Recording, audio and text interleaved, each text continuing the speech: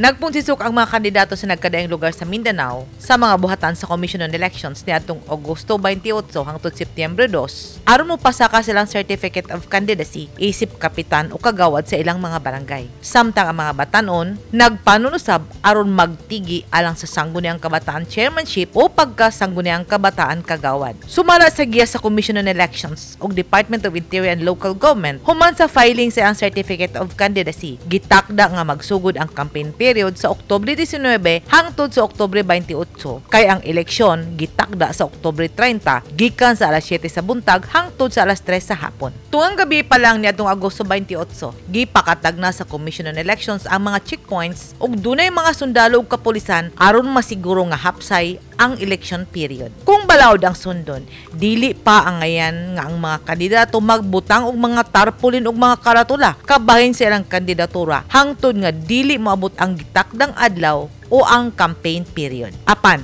tan-awa ang inyong palibot. Naghitak ang mga aktibidad nga dunay mga pangalan sa kandidato. Sumala sa COMELEC Resolution number 10905, gibawal ang pagdala og armas ug mga butang nga makapatay gawas sa panimalay sa mga pampublikong lugar ug sa laing lugar bisan pa man dunay lisensya ang mga armas. Kung wala kini permiso gikan sa COMELEC. Unsa ba ang ginadili atol sa barangay ug Sangguniang Kabataan Elections? Ang mga kandidato dili usab magdala og security o mga bodyguards. Gidili na ang paghimog mga bagong presento, ang paghimog fundraising activity sama sa disco, lottery, pasabong ug uban pang aktibidad sa pagpangwarta, ang pagpamalit og boto. Gidili na usab ang pagtransfer sa mga maestra sa mga pampublikong eskwelahan. Gibawalan ang mga kandidato nga manghasi, manghadlok o mangita og bikil sa mga personahe sa Commission on Elections. Dili na usab pwedeng magpagawas og mga penereso o maghatag og parole and pardon alang sa mga binilanggo. Gidili na ang pag-organisa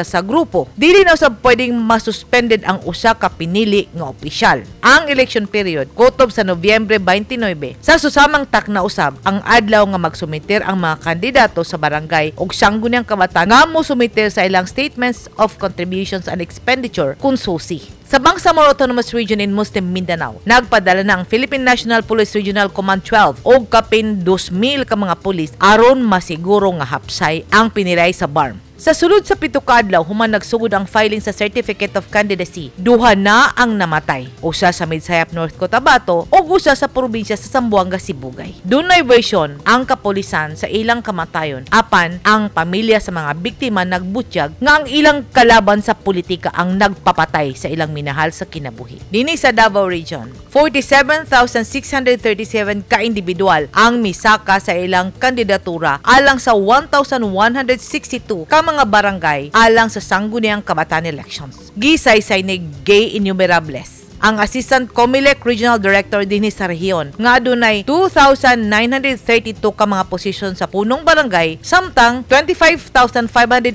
ka pwesto alang sa Sangguniang Barangay kun barangay kagawad. Adunay 3,050 ka posisyon alang sa Sangguniang Kabataan Chairpersons, nga adunay 16,068 ka mga sakop sa rehiyon sa 43 ka munisipyo ug 6 ka mga syudad dinhi lang sa Davao Region. Sa datos sa Commission on Elections sa Davao Oriental, ang adunay 183 ka mga barangay, 442 ang may kandidato sa punong barangay, 3,852 ang may kandidato pagkakonsihal, 463 ang midagan isip SK Chairperson. Dini sa Davao City nga adunay 182 ka mga barangay, 471 ang midagan isip punong barangay, 4,559 ang may kandidato pagkakonsihal, samtang 493 ang may kandidato pagkasangguniang kabataan chairperson. Dito sa probinsya sa Davao del Sur, nga adunay 232 ka mga barangay, 575 ang midagan pagkapunong barangay, 4,792 ang may kandidato pagkakonsihal, samtang 585 ang may kandidato pagka SK chairperson. Dito sa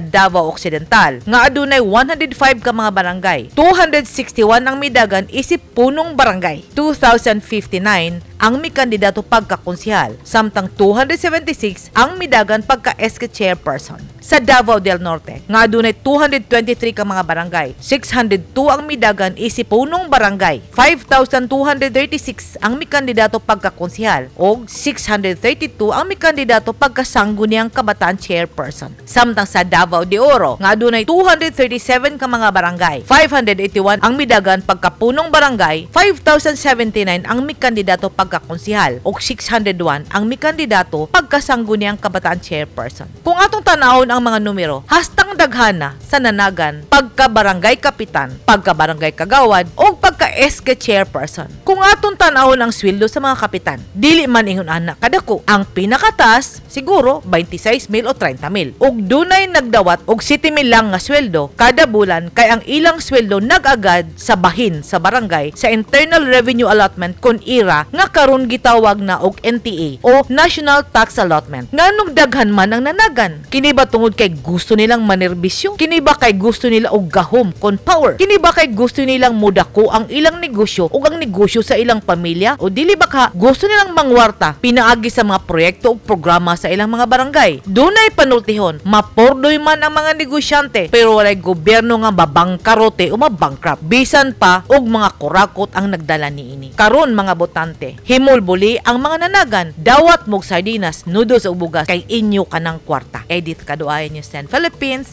Stay safe!